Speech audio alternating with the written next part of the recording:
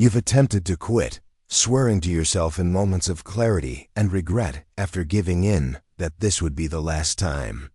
You've relied on willpower, distractions, and resolutions, but the cycle always repeats, pulling you back into the private realm of fleeting pleasure and lingering emptiness. You believe this is a battle of self-control, a question of discipline, a moral failing you must conquer.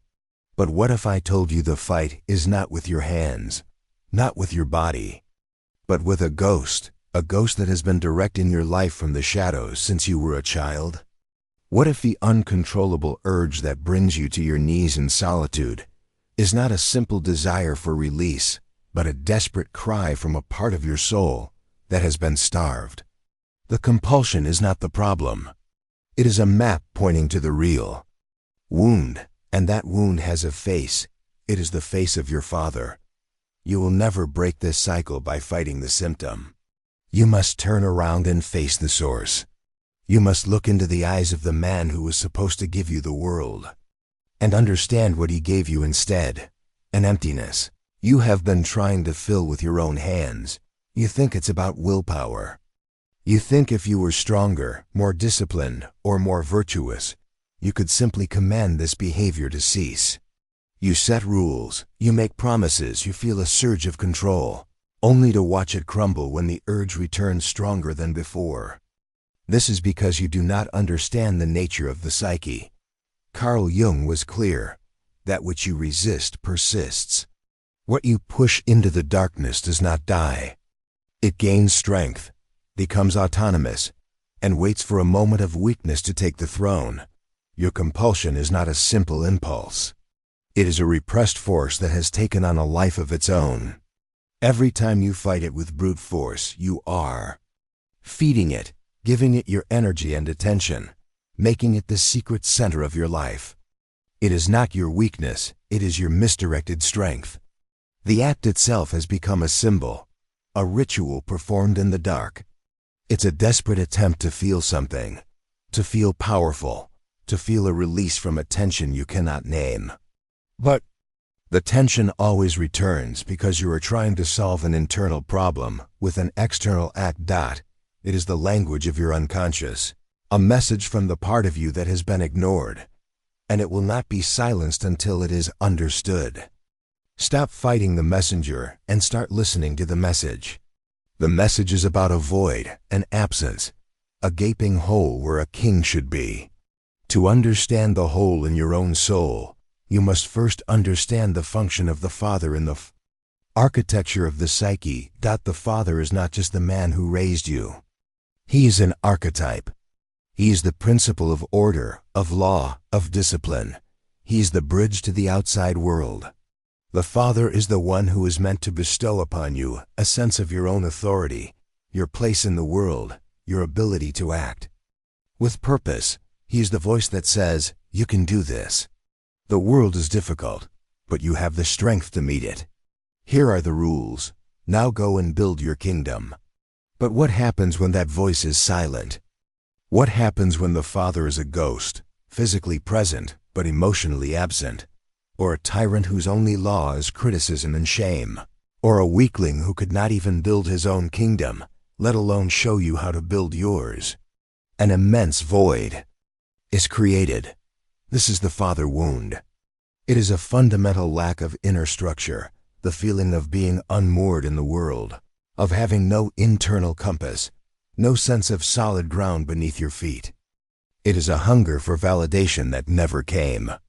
You were left alone on an empty throne with no knowledge of how to rule, and so you began searching for that missing authority, that missing power, in the only place you could find it, within your own body. This is the secret of your compulsion.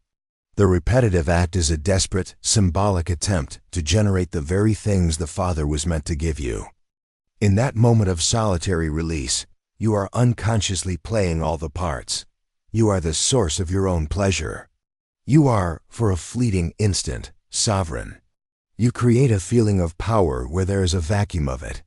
You are the master of a small, secret kingdom of one. The tension builds, the world falls away, and in the climax, You give yourself the validation you crave. It is a closed circuit of self-stimulation, but it is a counterfeit power, a fleeting release that solves nothing. The moment it is over, the emptiness rushes back in, often accompanied by shame. The shame is not because the act is inherently wrong, but because your soul knows it is a substitute for the real thing.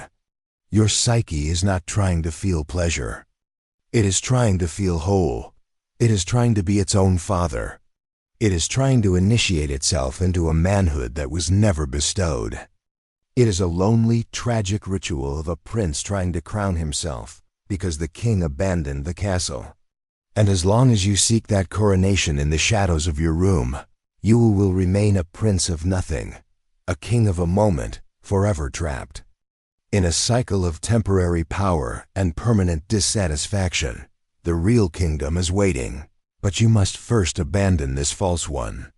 Let's talk about the shame, that cold, sticky feeling that follows the act. You think the shame is about sex, about morality, about weakness, but the shame is much older, much more fundamental. It is the shame of the abandoned child, the feeling of not being good enough. This is the work of the shadow. The shadow, as Jung explained, is the repository of everything we reject about ourselves. Your shame, your guilt, your sense of being flawed. You have pushed all of this into that dark sack you carry on your back, and the compulsion itself lives there because you have deemed it unacceptable. It has become part of your shadow, and the shadow does not remain quiet. It projects itself. It seeks to live. Your compulsion is the shadow made manifest, an eruption of all the feelings of powerlessness you refuse to confront consciously. You are not ashamed of the act. You are ashamed of your powerlessness over it.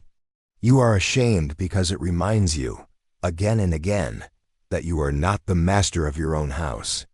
It reminds you of that initial wound of the authority figure, who failed to make you feel strong, so you hide. You keep it a secret. The secrecy gives the shadow even more power.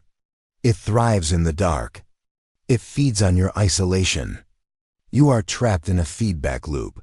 The wound creates the compulsion. The compulsion creates the shame, and the shame deepens the wound. To break the cycle, you must stop feeding the shadow with shame. You must bring the secret into the light of your own consciousness, not by announcing it to the world, but by admitting it to yourself without judgment. You must look at the compulsion and say, "You are not me, but you are a part of me. What are you trying to tell me?" When you do this, you begin to withdraw your energy from the shame and redirect it toward understanding. The shadow begins to lose its monstrous form when it is seen. The real battle is not against the compulsion. It is against the secrecy and shame that give it its terrifying power. But the devastation of this wound does not end with you alone in your room. It radiates outward. It poisons the well from which you drink to form all other relationships. The absence of the king doesn't just leave the throne empty. It leaves the queen in peril. We must speak of the other half of your soul. Jung called this the anima. It is the inner feminine, the archetype of relationship, feeling, and connection that resides within every man. A healthy father, the embodiment of order and structure, provides the safe kingdom walls within which a boy's anima can develop without fear. He provides the logos that contains and protects eros. When the father is a ghost or a tyrant, those walls are never built, or they are built from fear and shame. The container is broken. Your inner feminine, your anima, is left unprotected to be shaped by the chaos. She becomes distorted, a funhouse mirror reflection of what she should be. She may become a nagging, critical voice within, whispering that you are not good enough, echoing the criticism of your father. Or she becomes an impossibly perfect fantasy, a goddess on a pedestal you can never reach because to reach her would be to find she is only human, and your broken psyche cannot handle that reality. And how does this manifest in your life? Look at your relationships with women. Are you capable of genuine connection, Of standing firm in your own being while relating to another? Or do you find yourself playing a part, becoming a pleasing supplicant, desperate for a woman's approval to validate your existence? Perhaps you fear them, retreating from the perceived complexity and emotional demands of a real woman. Real intimacy becomes a threat because it exposes the very emptiness you are trying to hide. A real partner will see the abandoned boy behind the mask of the man, and that is a risk you cannot take. This is where your compulsion reveals another of its secret functions. It is not just a substitute for the father's authority. It is a substitute for genuine intimacy with the feminine. The fantasies that accompany the act are not random. They are conversations with your broken anima. You engage with a phantom woman, one you can control completely. She makes no demands. She cannot reject you. She cannot see your emptiness. She is a two-dimensional puppet who performs for your pleasure and disappears when you are done. It is the safest, most sterile form of intimacy imaginable. You are having a relationship with a ghost because you are terrified of having one with a real person. You are rehearsing connection without any of the risk. Each compulsive act reinforces your isolation, further starving your need for real human contact and leaving you less capable of it. Your soul craves the authentic exchange with another, the challenge, the growth, the sacred dance of two whole people, but you offer it a shadow play, a lonely pantomime. You have traded the terrifying, beautiful ocean of real relationship for a shallow, predictable puddle of your own making. This is why the cycle feels so impossible to break. You are not just fighting an urge. You are fighting your loneliness, your fear of rejection, and your deep-seated inability to connect. You are caught between a compulsion that leaves you empty and a reality that feels too dangerous to enter. The way out is not forward, fighting harder. The way out is backward, into the past. You must be willing to confront the ghost of your father, not as he is now, but as he lives inside of you.